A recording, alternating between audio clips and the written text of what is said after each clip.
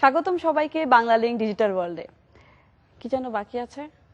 ও, আসল জিনিসই তো বাকি, টেক নিউজ। নাফিদ রেডি হয়ে আছে, এর মধ্যে আমি একটু রেস্ট নেই।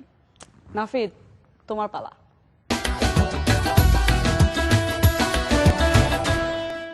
Thank you Opi. Bangla link digital world tech নিউজে আপনাদেরকে স্বাগতম। আমরা কম বেশি সবাই কম্পিউটার ইউজ করি এবং কম্পিউটারের অপারেটিং সিস্টেম সম্পর্কে আমরা সবাই জানি। এমন একটা সময় ছিল যখন হাতে লিখে লিখে কম্পিউটারের কমান্ড দিয়ে অপারেটিং সিস্টেম চালাতে হতো, সেটা ছিল MS-DOS। সেখান থেকে আজকের উইন্ডোজ 7, আমরা আসলে অনেক দূর চলে এসেছি। তবে প্রথম গ্রাফিক্যাল ইন্টারফেস আলা অপারেটিং সিস্টেম অ্যাকচুয়ালি ম্যাকিনটশ বের করেছিল, বাট এখন সারা দুনিয়া জুড়ে আমরা সবাই উইন্ডোজের নাম জানি এবং সবাই ইউজ করি। উইন্ডোজ বিভিন্নভাবে আজকে যেখানে উইন্ডোজ 7 এসছে, সেটা বিভিন্ন ভার্সন বের করে করে এসছে। চলুন দেখি উইন্ডোজ কিভাবে আজকের এই অবস্থায় এসে পৌঁছেছে। উইন্ডোজের ইতিহাস বলতে গেলে প্রথমে বলতে হয় 1.0 বেটা ভার্সনটির কথা, যা কখনোই বাজারে আসেনি। এখন দেখছেন এই কখনো বাজারে না আসা উইন্ডোজ 1.0 বেটা ভার্সনের ইন্টারফেস। 1985 সালের 20 নভেম্বর প্রথম বাজারে এসেছিল উইন্ডোজ 1.0। এরপর ওই একই বছর বাজারে আসে উইন্ডোজ 2.0। দেখছেন এটির গ্রাফিক্যাল ইন্টারফেস। এরপর বাজারে আসে উইন্ডোজ 3.0 22 মে 1990 সালে। 1992 সালের 18 মার্চ এসেছিল উইন্ডোজ 3.1, যেটি প্রথম জনপ্রিয়তা অর্জন করে। উইন্ডোজের পরিচিত লোগোটি সেবারই প্রথম কম্পিউটারের পর্দায় দেখা যায়। উইন্ডোজ NT এসেছিল 1993 সালের জুলাই মাসে।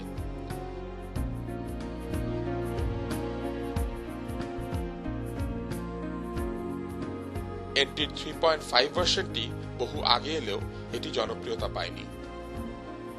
মাইক্রোসফট বব নামে একটি অপারেটিং সিস্টেম এসেছিল 1985 সালের মার্চ মাসে, যা একদমই বাজার পায়নি, কারণ এর গ্রাফিক্স ছিল শিশুসুলভ কার্টুন ছবির মতো। উইন্ডোজ শিকাগো নামে আরেকটি ভার্সন কোনোদিনও বাজারে আসেনি। 1995 সালের আগস্ট মাসের 24 তারিখ এলো উইন্ডোজ 95, যেটি অনেক জনপ্রিয় হয়ে ওঠে এবং এটি দিয়ে উইন্ডোজ তার নতুন যাত্রা শুরু করে। উইন্ডোজ NT4 এলো 1996 সালের 29 জুলাই মাসে। উইন্ডোজ 98 রিলিজ হয়েছিল 1998 সালের জুন মাসে। NT 5.0 আলোর মুখ কখনোই দেখেনি। তার বদলে এলো উইন্ডোজ 2000 প্রফেশনাল 2000 সালের 17 ফেব্রুয়ারি। উইন্ডোজ ME বা মিলেনিয়াম ভার্সন ওই একই বছরের সেপ্টেম্বর মাসের 14 তারিখে বাজারে আসে। এরপর তৈরি করা হয়েছিল উইন্ডোজ নেপচুন, যার জায়গা হয়েছে মাইক্রোসফটের রিসাইকেল বিনে, অর্থাৎ এই অপারেটিং সিস্টেমটিও আলোর মুখ দেখেনি। তারপর তৈরি হয়েছিল উইন্ডোজ হুইসলার, এটিও কখনো বাজারে আসেনি।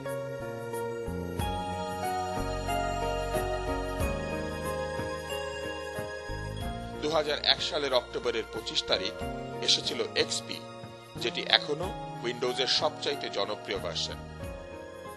উইন্ডোজ সার্ভার 2003 রিলিজ করা হয়েছিল 2003 সালে। এরপর উইন্ডোজ লংহর্ন নামে আরেকটি অপারেটিং সিস্টেম তৈরি করে, যেটি মাইক্রোসফটের অফিসেই রয়ে গেছে, গ্রাহকরা এটির দেখা কখনোই পায়নি। উইন্ডোজ ভিস্তা এসেছিল 2007 সালের জানুয়ারি মাসে। শুরুতে এটি যেমন জনপ্রিয় হবে বলে ভাবা হয়েছিল, তেমন জনপ্রিয়তা এটি পায়নি।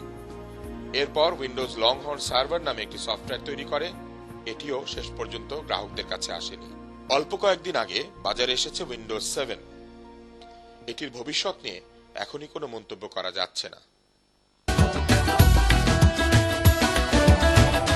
আমাদের সবারই বাসায় কম বেশি সিডি ডিভিডি প্লেয়ার আছে।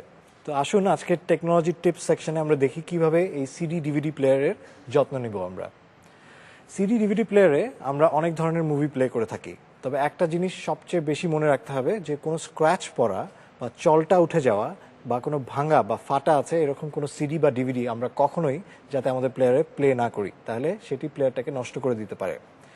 সেকেন্ডলি, আমরা যখন একটা মুভি দেখা শেষ করি অবশ্যই প্লেয়ারটাকে সুইচ অফ করে রাখবো, তবে খেয়াল রাখতে হবে যে ভিতরের সিডি বা ডিভিডিটাকে আমরা যাতে বের করিনি তার আগে। সিডি বা ডিভিডি প্লেয়ারের লেন্স ক্লিন রাখাটা একটা অনেক ইম্পর্টেন্ট ব্যাপার, এবং সেটা করার জন্য বাজারে অনেকগুলো লেন্স ক্লিনার পাওয়া যায়, এবং সেই লেন্স ক্লিনার দিয়ে আপনি আপনার সিডি বা ডিভিডি প্লেয়ারের লেন্স ক্লিন করতে পারেন।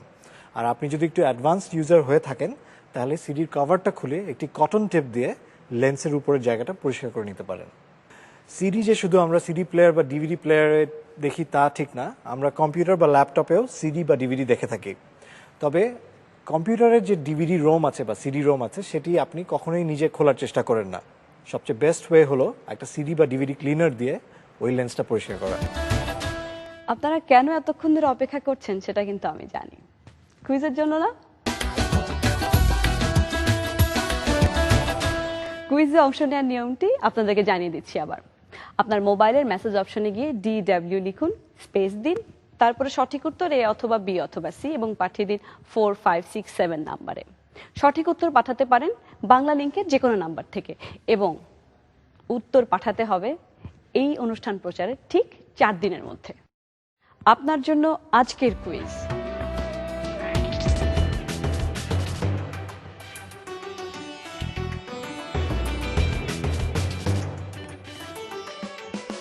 জানবেন না আজকের বিজয়ীকে?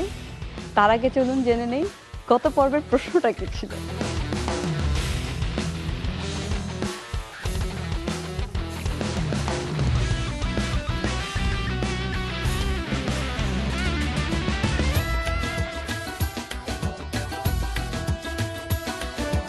অভিনন্দন আপনাকে, আপনার কাছে পৌঁছে যাবে আমাদের উপহার।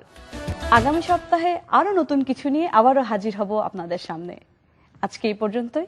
আর এর মধ্যে যদি আমাদের অনুষ্ঠান আবার দেখতে চান তাহলে লগ অন করুন ইউটিউবে অথবা যোগ দিন আমাদের ফেসবুক গ্রুপে। আপনি চাইলে আপনার মতামত এবং পরামর্শ জানাতে পারেন। তো ভালো থাকুন।